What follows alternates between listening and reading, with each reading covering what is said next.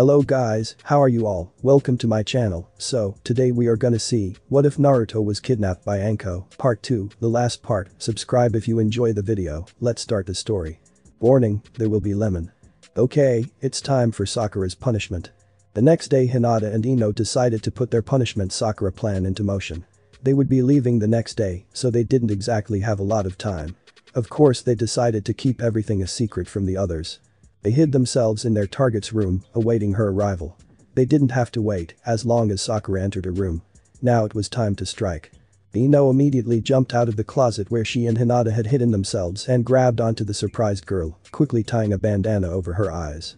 Hey, what? Her scream was muffled as Hinata pressed a rag over the girl's face. Sakura struggled as hard as she could, but found herself losing consciousness before she was forced to succumb to the darkness. The two girls looked at their sleeping victim. It was payback time. When Sakura woke up she noticed that she couldn't move. Once she had regained consciousness she noticed that she was completely nude. She was lying on a bed with her hands and feet taped to the bedposts. Someone had also taped her lips, muffling her screams. Her vision was completely dark and she realized that her eyes had also been taped shut, leaving her completely blind. The pink-haired girl struggled furiously but found herself completely helpless. What was going to happen to her now? Just then she found her flat preteen chest being massaged. The hands felt like they belonged to someone her own age. Sakura's screams for help were muffled by her gag. Suddenly she felt someone capturing her nipples in their mouth and between two fingers, roughly sucking and pinching them. The 12-year-old girl then understood that she was going to get raped. Naruto was in heaven. He had been kind of surprised when Ino and Hinata had come to get him after breakfast, saying that they had a farewell gift for him from Sakura. This of course made him wonder a little. Why would Sakura Haruno want to give him something? So he became really surprised when he was led to an abandoned apartment building and found the girl he previously had a crush on lying on a bed, struggling to get free from her bonds, her gagged screams sounding like music to his ears. Personally he liked it when he was this helpless in front of Anko, but now he would apparently get to do this to the girl who had tormented him for so long. She's all yours, Naruto-kun, Hinata whispered into his ear. Yeah, her blonde companion added, she's all yours. Just make sure not to let her know it's you. It would be better if she didn't know who did this. Wouldn't this be a fitting punishment for her? Usually Naruto didn't like to hurt a defenseless girl, but in Sakura's case he was willing to make an exception. His two girls waited in the background as the blonde decided to use his gift. After undressing himself he went over to the bed, straddled the poor girl, and started to massage her chest, enjoying every minute of it while the pink-haired girl tried to call for help, though her yells were muffled by the tape gag. He decided to add some pleasure by sucking and pinching her nipples as hard as he could. He wanted Sakura to suffer while her screams were being unheard. Naruto's hands then left her chest and moved on to her face, gently caressing the girl's tear-stained cheeks, adding to her fear. He then ripped the tape of his captive's mouth and gently caressed her pink lips with his fingertips, the girl being too scared to scream. Naruto then took her face in his hands and roughly kissed her mouth. Sakura didn't know who was raping her, but he was doing a very good job in scaring her. When he then kissed her lips she at first tried to turn away, but soon found herself relaxing and kissing him back, giving her captor full access to her mouth while moaning unconsciously. Naruto suddenly pulled away slowly, watching the pretty girl panting before once again taping her mouth shut. The blonde then continued to place kisses from her cheeks all the way down to her ankles. Now it was time for the real fun to begin. The boy placed his face in front of Sakura's private part, licking and sucking her clitoris. This action caused the girl to strain even more against her bonds while trying to scream. Naruto of course just enjoyed hearing her reaction. He then pulled his face away from the girl's most intimate part and instead placed the tip of his other head at the entrance before forcing it in, causing Sakura to let out her biggest scream yet. Naruto pumped in and out of the bound girl, enjoying her muffled screams to the fullest. After 10 minutes the two of them coomed together before the blonde fell down on his victim, both of them sweaty and panting. As Naruto looked at Sakura's panting face he smiled. He finally got revenge for all her abuse. He then pulled out of the girl and turned around and was quite surprised to see Ino and Hinata with their panties down panting. They had apparently masturbated while watching their Naruto rape their former classmate. He had just been too busy to notice. Once the three of them had redressed, Ino chloroformed Sakura before untying her and leaving her to take a shared shower at Naruto's apartment. Sakura had her clothes in the room so she would be okay, but Naruto still left a shadow clone to keep an eye on her. He had gotten his revenge and didn't want her to get into any more trouble. He did find himself kind of guilty, but convinced himself that they were now even. When Sakura woke up she found herself still nude, but free. The girl looked around the room and found it completely empty, except for the bed and her clothes that were lying in a nice heap on the floor. After putting on her clothes again, she decided to sneak home and take a shower. The last thing she wanted was for people to find out that she had been raped. She just needed a good story, like that she had remembered an important appointment at the last second. What bothered the pink-haired girl the most was that she had eventually found herself enjoying it. Being completely tied up, helpless and violated had made her excited. When did she become such a slut? Sakura Haruno would have some serious thinking to do later. Naruto was looking around his apartment one last time. It was time for him to start a new life in a new village, and he would probably never come back here again. He had no regrets though. He had always hated this village. Luckily all his things had been packed into sealing scrolls, so it was only the leaving part left.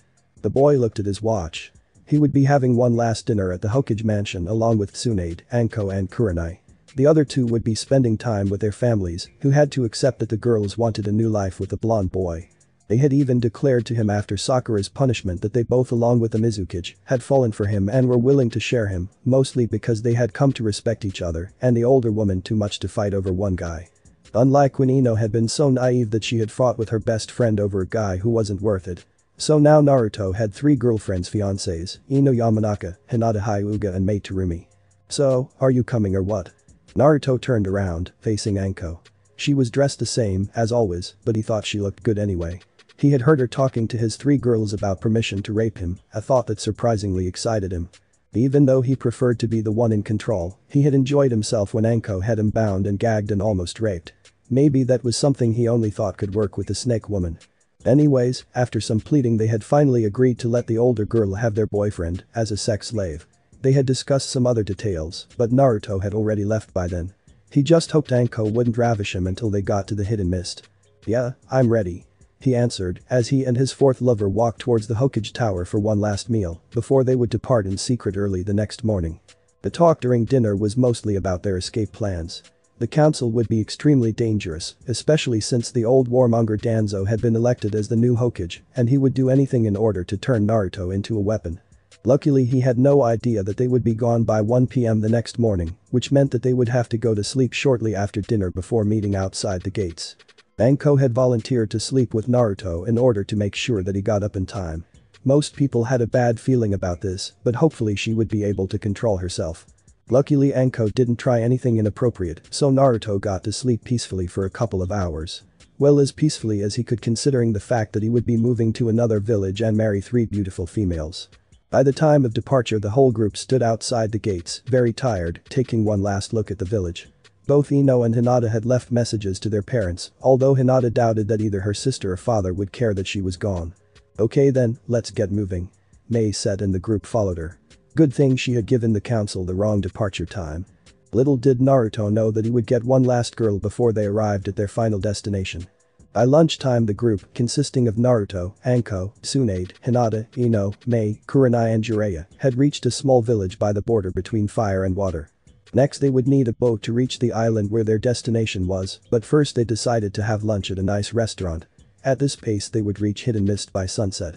As the group ordered, Naruto of course ordered raiment to his fiancee's embarrassment and amusement. A group with headbands that showed that they were from the Hidden Cloud village came in. They were led by a large man with dark skin and glasses and a rapper's attitude. His name was Killer Bee, the of the 8 Tails and younger brother of the Raikage. His team consisted of the blonde and busty Samui, the dark-skinned and hot-tempered Kari, and the overthinking and philosophical Amway. When Samui noticed the Mizukage in her company, she thought it would be a good idea for her teacher to go over and greet the important woman, especially since she seemed to be in company with 2 Sannin. He was the Raikage's little brother after all. The older man refused at first, but when she threatened to tell A that he hadn't greeted a Kage on his behalf, Killer Bee had no other choice but to go over and greet the beautiful woman. Samui sent her other 2 teammates a look that told them be quiet or else. The group led by Mei looked up as the team from Hidden Cloud approached them. "Yo, hello Mizukage." Killer Bee's greeting embarrassed both his team and the group. "And you are?" the red hair asked unsurely. Samui realized that it was up to her to make sure they weren't embarrassed even more. "We're from the Hidden Cloud and thought it would be common courtesy to greet another Kage. Especially since my teacher over here is the brother of A, the Raikage." The Mizukage was a little surprised. What was the brother of the Raikage doing in the Fire Country? Before she could say anything, Naruto decided that he too wanted to greet. Hi, my name's Naruto Uzumaki and me and my friends are going to the Hidden Mist so that I can restore my clan. His girls, which practically included every girl that he was traveling with right now, hit him in the head. Sometimes he was just too blunt. Samui blinked. Uzumaki. Did that mean he was the son of Kushina Uzumaki that her village had tried to kidnap many years ago? After the Hyuga incident fiasco, A had found out that there was a young boy named Uzumaki in the Hidden Leaf, and in order to not lose face too much he had arranged so that Samui was to marry him when he was a little older. The reason why she was chosen was because she was the best kunoichi in the village. The blonde foreign beauty continued to watch the young boy. She couldn't believe that this kid that reminded her of her teacher with his personality was supposed to be her future husband. Then again, since he was obviously leaving the village, did that mean the deal was over? Not until the Raikage said so. At least now she knew that he wouldn't be found in the Hidden Leaf any longer, but in Hidden Mist. One question remained though. Why had he left the village and was traveling with a Mizukage, 2 Sannin and a bunch of females? May I ask why a group of ninjas from Hidden Cloud is appearing in the Fire Country? Tsunade's question was both sudden and blunt. Why, we were just finishing a hot mission when we decided to take a shortcut through these beautiful lands. Since when is that a crime, baby? One slap later and Killer B found himself on the floor. You've got to be the rudest guy I have ever met. You don't call a woman like me those kinds of nicknames unless you're her lover. Samui quickly started to apologize for her teacher's rude behavior.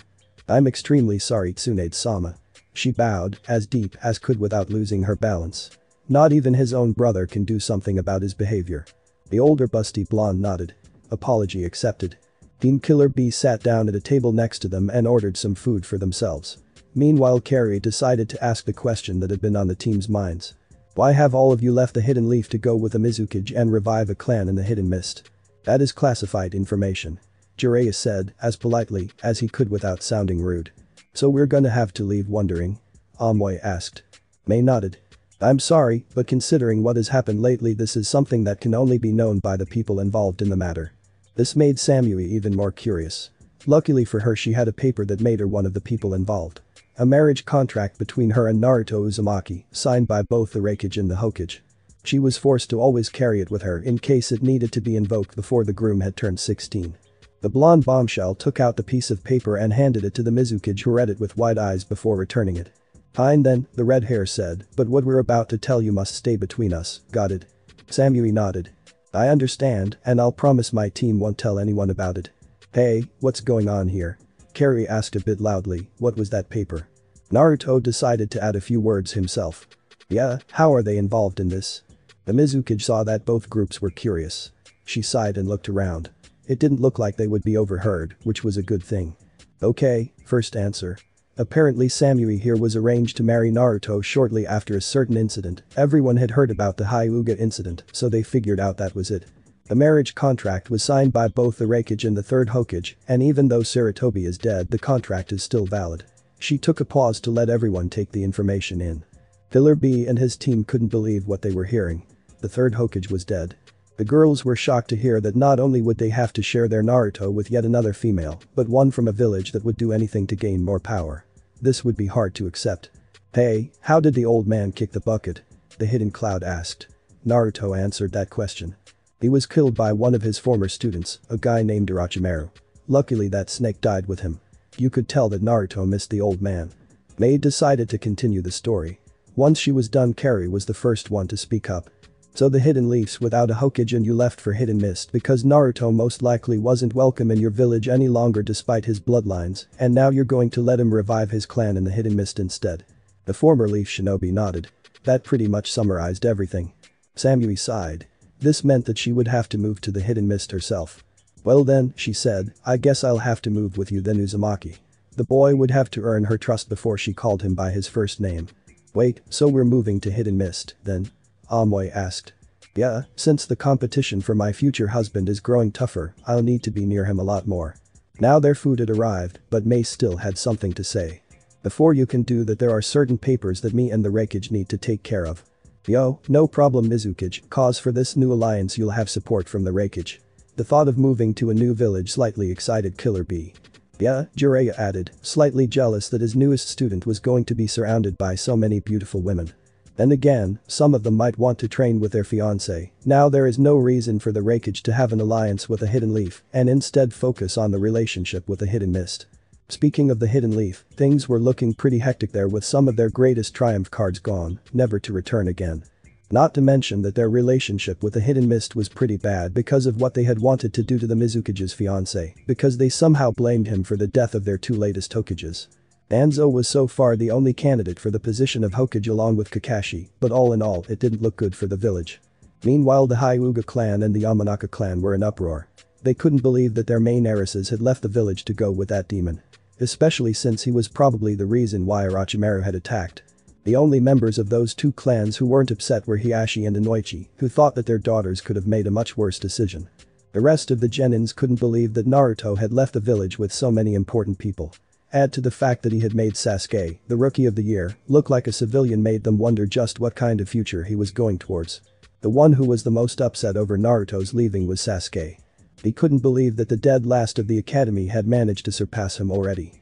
Who exactly was Naruto Uzumaki, and how did he make fun of the last Uchiha? One thing was for sure, once he had dealt with Itachi it would be Naruto's turn. Sure, he had acted like he and Naruto were still friends, but deep inside he couldn't help but feel jealous of the blonde's superior powers. Neji on the other hand was happy with Hinata's choice. Naruto was probably the only one who could help his oldest cousin to grow, and his uncle seemed to be aware of it. Sakura wasn't doing any better either. For some reason she missed the dumb blonde. She didn't understand why though. With Ino gone she had one last rival for Sasuke's affection, so why wasn't she using her advantage? The pink-haired girl didn't want to admit it, but she felt a bit sexually frustrated after being raped, a feeling she was ashamed of, and with the way Sasuke had been lately, he might be able to help her once again feel violated and helpless. Yes, Sakura Haruno had found herself turning into a masochist. Meanwhile Team Killer Bee and the Mizukage's group had finished eating and decided to separate. Samui would go back to Hidden Cloud and prepare to move to Hidden Mist, while Mei would return home and prepare a suitable home for the Uzumaki clan. There was an old abandoned compound that would be big enough for the Uzumaki clan. In secret she and Anko would also inject the Sharingan in Naruto, adding a sixth bloodline to the clan: Ice Style, Crystal Style, Lava Style, Steam Style, Byakugan and Sharingan. Which would make the Uzumaki clan the strongest clan in history. Naruto had no idea what a powerful clan he would become head of, or that in about 1 month would be a married boy. Things just couldn't get any weirder right now. Once the group had arrived in Hidden Mist, Naruto, Hinata and Ino were really surprised at how foggy it was. The village sure lived up to its name. The newly formed Uzumaki clan, that now included Mei, Ino, Hinata, Anko, she had found herself wanting to get married to Naruto because he was one of the most interesting guys she had ever met. Tsunade, she had found herself falling in love with Naruto's passion and determination.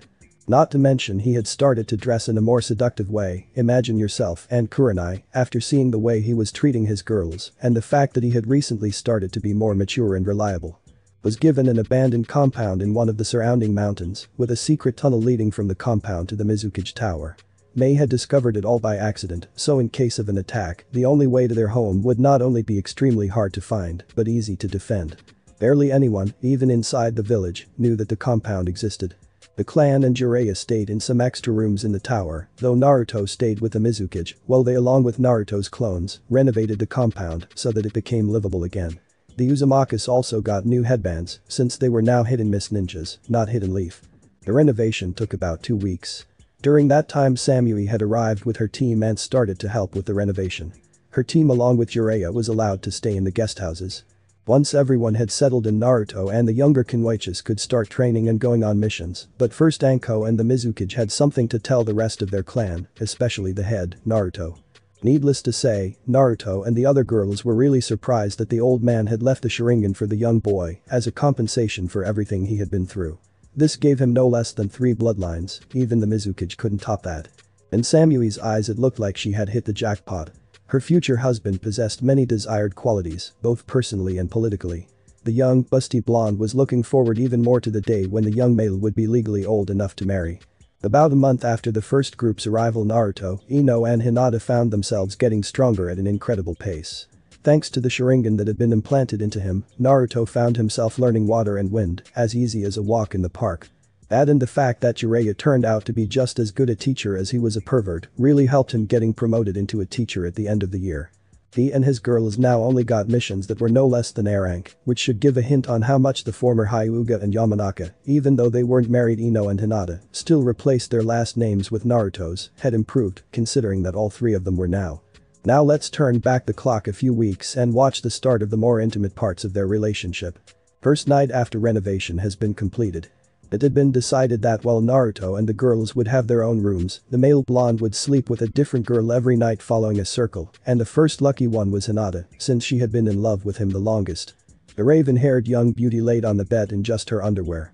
This would be the night that she and her beloved Naruto, her future husband, would make love for the first time, and to tell the truth, she was quite nervous. Naruto was straddling his bride-to-be and he couldn't help but marvel at how cute she looked with that blushing face while having such a sexy body despite being just 12 years old. Please be gentle with me, okay? Hinata said meekly, arousing the blonde even more. The blonde bent down and captured his lover's pink lips with his own while massaging her breasts, causing her to moan. He also gently pinched her nipples, adding to her excitement. The young girl could feel herself getting wet, not knowing that Naruto planned to drag out on it as much as he could. Naruto then started to kiss and suck on Hinata's neck while reaching under her so that he could remove her bra. The Byakugan user was getting impatient and moved her hands to her back to aid him, allowing the young man to finally remove the garment and throw it to the floor. He then continued to trail his kisses down to Hinata's chest while cupping her mounds in his hands, causing the soon-to-be ex-virgin to pant heavily, which turned him on even more. Naruto then licked the girl's nipples before sucking on them, causing her to press his face further into her white breasts while leaning her head back and closing her eyes, signaling that she loved his treatment. The blonde then continued to trace the raven head's body with his tongue down her stomach and along her legs before going back up to her private part and sticking it inside her panties. "PP please and Naruto-kun," Hinata pantsed, "please take off my panties." The aforementioned boy wasn't late to comply and soon followed with his boxers before putting on a condom. Hinata was glowing red with having her most private parts exposed to the boy of her dreams. Luckily he was the only one she planned to show off her nude body to. Naruto looked down at the blushing girl and couldn't help but blush. He saw his lover close her eyes and pout cutely with her lips, indicating that she wanted to be kissed. She got her wish granted as the blonde leaned down and kissed her passionately while touching her G-spot with his little Naruto, making the girl even wetter. Hinata knew that this was it as she felt her barrier breaking. She was becoming one with the person she loved the most. The raven-haired, petite girl let out a scream that was muffled by the blonde's mouth as she felt her hymen break. Naruto parted a little from those sweet lips and looked down at the panting girl. She smiled a little before nodding. She was ready for the main course. The young blonde started to thrust in and out of the preteen girl, just like he had done with Sakura, except that this time his objective wasn't to hurt the girl, but to pleasure her as much as he could. Hinata moaned at his actions as she found out firsthand how wonderful sex could be. There was no way she would ever deny this boy her body. The two soon came together and Naruto collapsed on his fiancée. They looked at each other with tired but happy eyes before kissing their loved one and whispering good night as they fell asleep. In Hidden Leaf a week after Naruto and company had left the village, Sakura Haruno was laying on a bed, nude, bruised and bound and gagged with duct tape. Despite her body hurting like hell she was happy and satisfied though a little tired. The pink-haired girl had noticed how angry Sasuke had been lately, most likely because he had lost big time to Naruto. So she went over to his apartment and asked him to take his frustration out on her. The black-haired boy hadn't hesitated to accept her offer before tearing off her clothes and tying her up with duct tape and ravishing her as hard as he could, which was perfect for Sakura since she had found herself being a masochist after her rape a few days earlier. But she still hadn't told anyone about. She was just happy that she could help Sasuke with his frustrations this way, and since Ino had gone with Naruto, her worst rival was gone. Even though he had let out most of his aggression on the girl currently lying on his bed, Sasuke Uchiha still wasn't satisfied. He just couldn't accept that the dead last of the academy had surpassed him so soon after graduation. He needed to get stronger and revive his own clan so that he could one day challenge Naruto, which was why he had decided to kidnap several women and let them become part of his clan, even if it would be against their will. He had already set his eyes on his next victim, Hanabi Hyuga. The Hyuga council would probably not agree to let him have such a young bride from their clan, even though he was an Uchiha, but what they didn't know wouldn't hurt them, right? Besides, Sakura seemed to be more than willing to do whatever he asked. Those two girls would be a good start, at least until he would be old enough to be offered more brides. Having a blood connection with the Hyuga clan was just the beginning. Luckily Danzo, the new 5th Hokage, had approached him the other day, offering him more power and getting a chance to have his revenge on both Naruto and Itachi in exchange for joining a secret organization called Root. The Uchiha had been a bit hesitant. Even the council didn't seem to trust the old man, his offer was too tempting to be ignored. The two shook hands. If Danzo gave him Hanabi Hyuga, even if it meant kidnapping her, then the deal would be permanently sealed. Then it would be just a matter of time before they could attack Hidden Mist and Hidden Sand for leaving them, especially since Shikamaru and Niji had moved to the latter to be with their girls, Temari and Tenten, away from the greedy Danzo.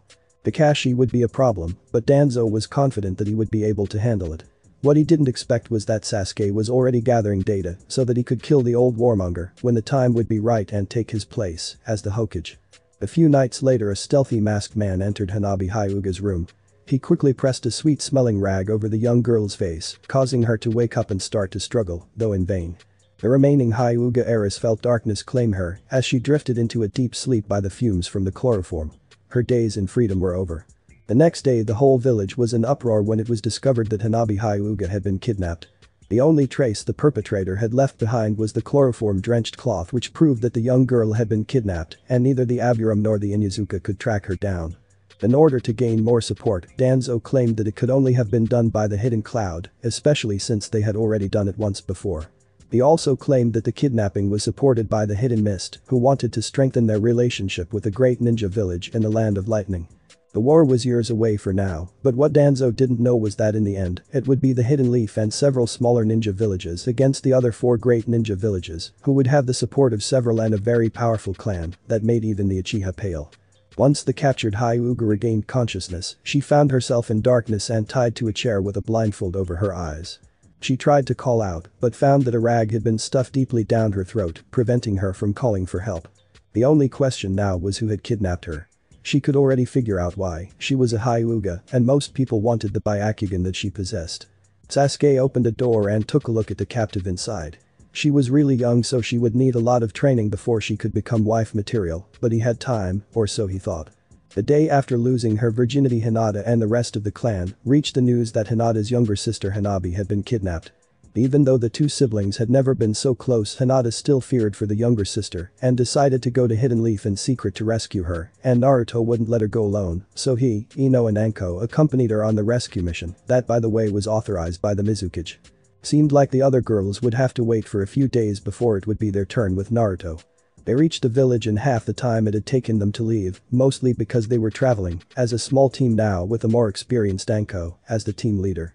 After disguising themselves and sneaking into the village, Anko decided that they would check up on Danzo. She wouldn't put it beneath that man to go this far, especially since she had suspected him of dealing with Orochimaru.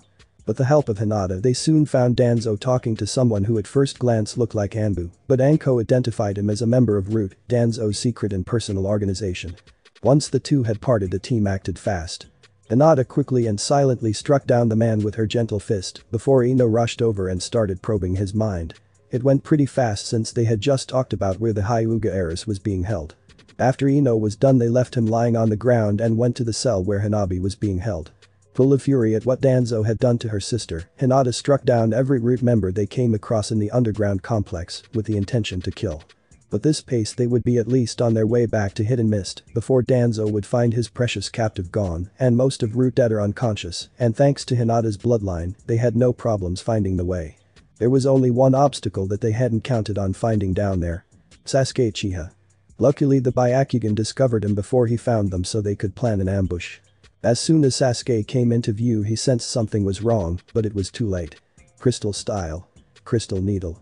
The barrage of sharp crystals flew at him from the darkness, and even though the Uchiha managed to deflect most of them, some still hit his body, pinning him to the wall. Now Naruto came flying with a crystal blade ready and his Sharingan deactivated after using it to aim at Sasuke. No need to make things worse, right?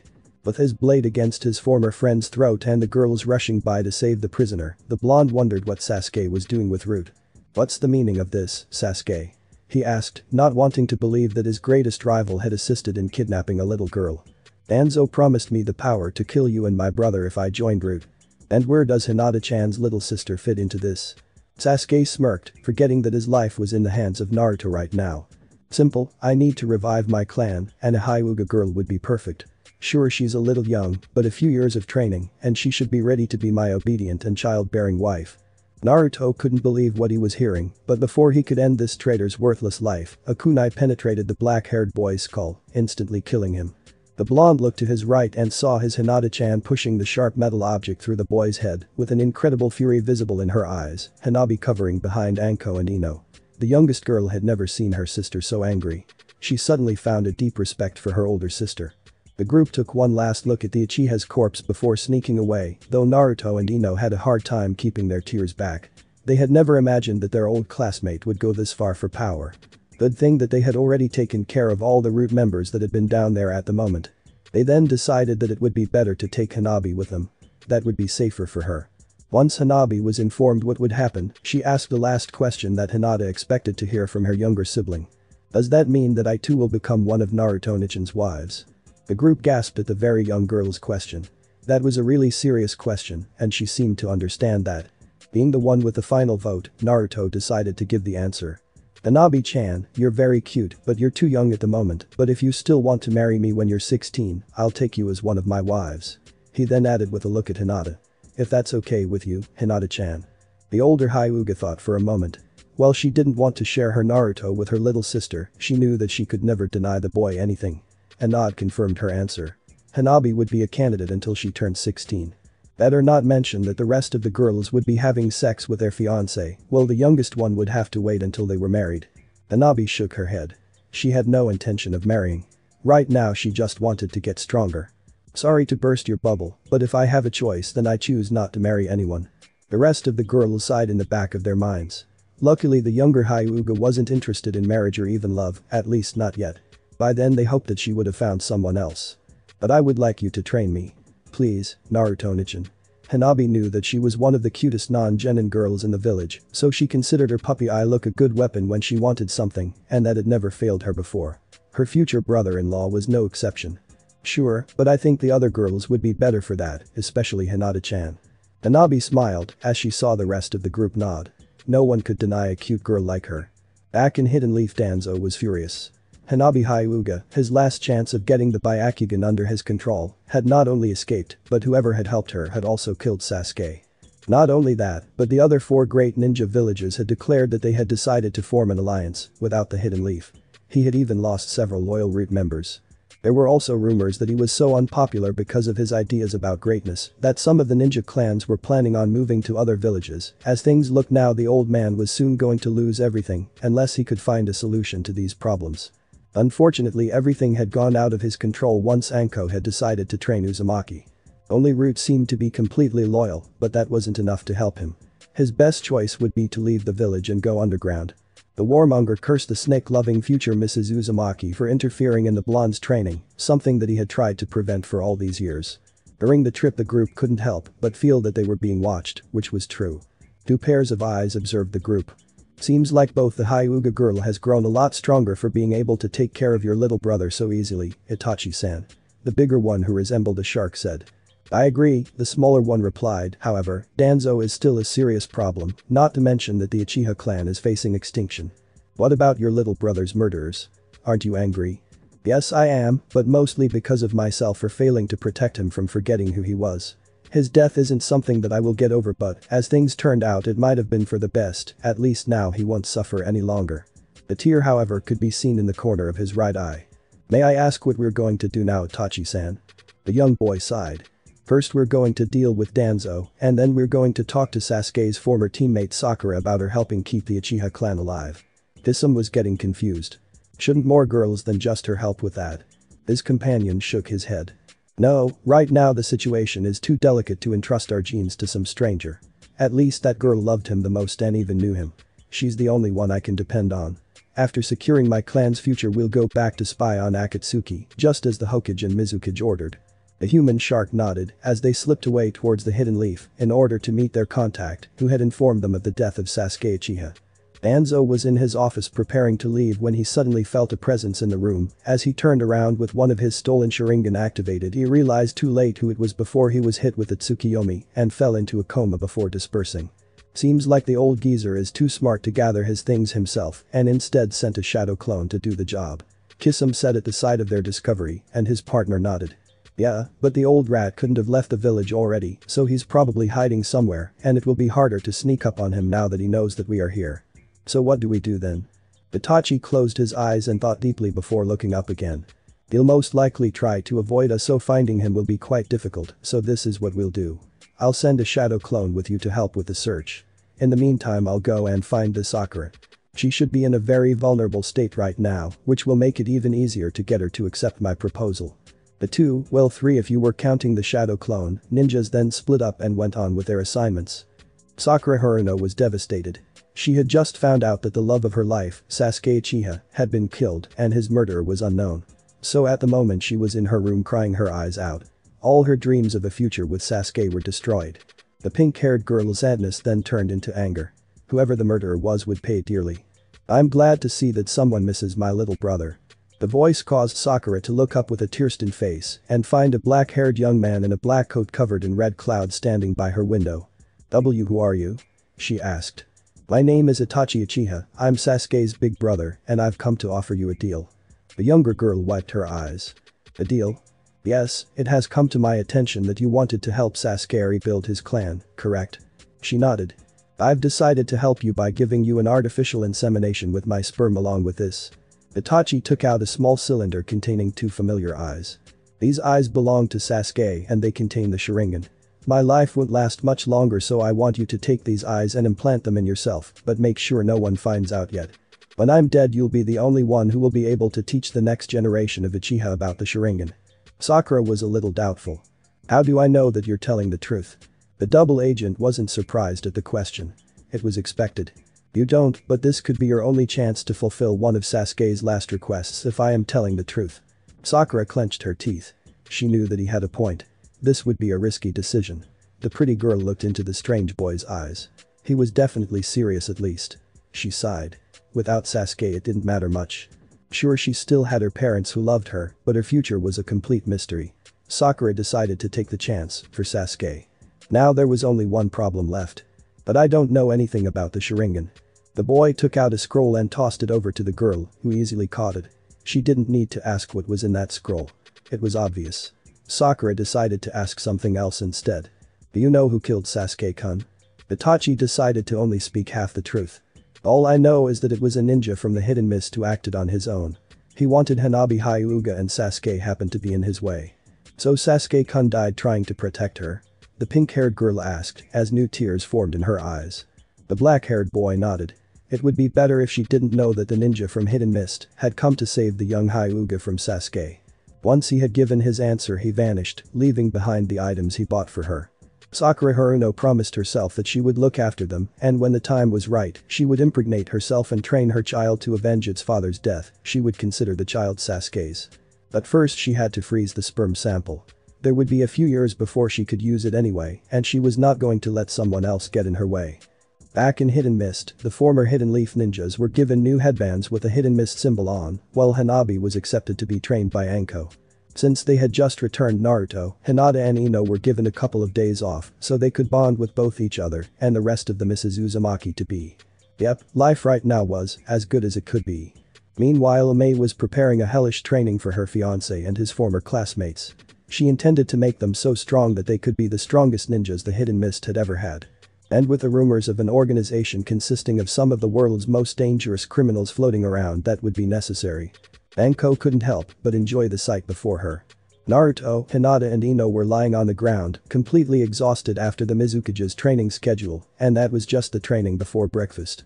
The three young genins, well, two genins and one since Naruto had gotten promoted by the Mizukage and the Hidden Mist Council, their promotion might have been a little exaggerated, had first gotten weights on their arms and ankles that weighed 3 kilograms each. Add to the fact that they had been practicing Taijutsu for 2 straight hours, you could understand why they could barely stand now. Yeah, their earlier progress was completely exaggerated, but they were growing fast and were now so strong that no one could defeat them. Great work, everyone. Anko yelled out a little too cheerfully for their taste. Now we'll eat breakfast, and afterwards we'll report to the Mizukage for our next torture, exercise. That woman was enjoying their pain a little too much. What was worse was that they had to keep from sex because all their energy would be needed for whatever the beautiful red hair had planned for them. Sure, May was torturing herself as well by preventing Naruto from sleeping with her and the other girls, but once the boy had turned 16, it would all be worth it. They were all looking forward to their future husband's great stamina. After breakfast it was Jiraiya's turn to train Naruto, while Ino and Hinata would be practicing nature transformation with Kurenai, something that they would need a lot of time with. While practicing with the Hyoten, Ice style, and Shoten, Crystal style, Naruto was also practicing with the Sharingan, the last part not going too well. So far he could only use it to copy things and analyze, not cast or even activate the Manjikyu, though that would probably happen someday. Just learning how to activate the Sharingan from the start had almost killed him, literally. While they had been away on the rescue Hanabi mission, the rest of Team Kurenai and Team Asuma had arrived and were allowed to stay in one of the guest houses. The Uzumaki compound was now bustling with life, though Naruto still held the highest authority inside the walls, while Mei had in on the outside. The clan was by now considered part of the Hidden Mist. In the meantime, two unknown females were approaching the village. The first was a blonde in her 20s named Yujito, while the other one was a shorter dark-skinned girl with green hair named Fu. They had heard that there was a clan in the Hidden Mist who was led by A. Being themselves, they were of course curious and decided to investigate the matter. The first problem would be entering the village. Yujito was from the Hidden Cloud who was allies, thanks to the fact that Samui was engaged to this mysterious clan leader. Yujito and Samui had always been rivals, and if they hadn't left the village, then she would probably have been the clan leader's fiancé instead. The blonde had never regretted her decision. She was proud of her skills and independence, even though she lost big when it came to bra size. Luckily that had never bothered her. Fu on the other hand was from the Hidden Waterfall who had no connections to Hidden Mist. She would have to rely on her fellow if she wanted to come in. They arrived at the gate where Samui and her team were just leaving on a mission. The eyes of the two rival blondes met and the two blondes just stood there, examining each other. It was Killer B who broke the silence. "Yo, Yujito. Fancy meeting you here." The girl just glared at the older man. She had never respected him because of his loyalty to the Hidden Cloud, which she despised. Samui decided to cut to the chase. "Why are you here and who is this girl?" "Her name is Fu and she's from the Hidden Waterfall. We're here to confirm if it's true that he is the head of a clan in this village." "And what will you do if that's the case?" Amoy asked lazily. "Join the clan." Now it was Fu's turn to answer. "Not to be rude, but that is our business." Samui gave them a hard glare. "I'm warning you, if you do anything to hurt Naruto-sama, I and the other girls will kill you." Yujito was surprised at her rival's declaration. She was the last person the blonde female would expect to use such an honorific. Just who was this guy? "Is everything alright, Samui-chan?" Everyone's attention turned to Naruto who had just arrived to say goodbye to his fiancée.